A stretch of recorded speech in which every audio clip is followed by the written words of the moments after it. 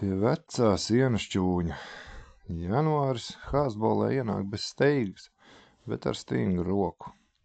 Meži kļūst klusāki nekā jebkad, sniegs nosedz pļavas, kā bieza sega, un gaiss ir tik dzidrs, kā elpa tajā skan. Naktīs saules iekožas zemē, koki sprēgā un pat zvaigznes šķiet tuvākas. Levijs zina šo laiku. Šī nav ziema, no kuras jābaidās. Tā ir ziema, kuru jāprot saprast. Dienās Levijs biežāk uzturas mājā. Viņš guļ uz dīvāna pretī krāsnī, klausās uguns sprakšķos un ļauj siltumam lēnām ieplūst kaulos.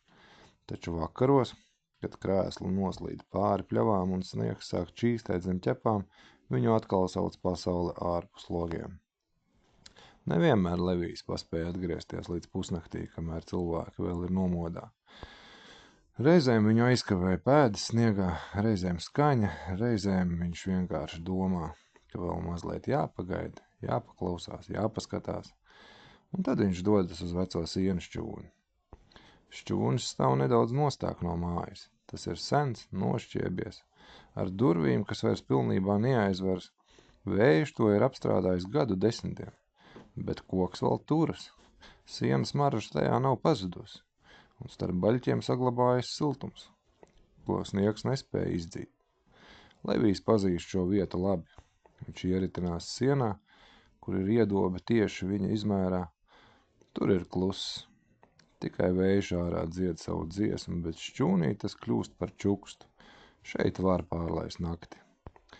Kādā no janvāra naktīm, kad sals ir sevišķi ass, Leviju pamodina skaņa. Ne vējš, ne pūca, kaut kas čabinās. Levijs nekustas, viņš tikai klausās. No šķūņa stūra atskan kluss grabinājums. Pele, varbūt divas.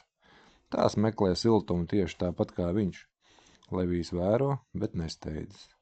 Šovakar medības nav galvenais. Pēkšņi ārā iegaudā vējš stiprāk. Šķūnis viegli iečīkstas, no griestiem nobirst putekļi un salmi, viena no pelēm sastingst. Levijs pieceļas, bet nelec.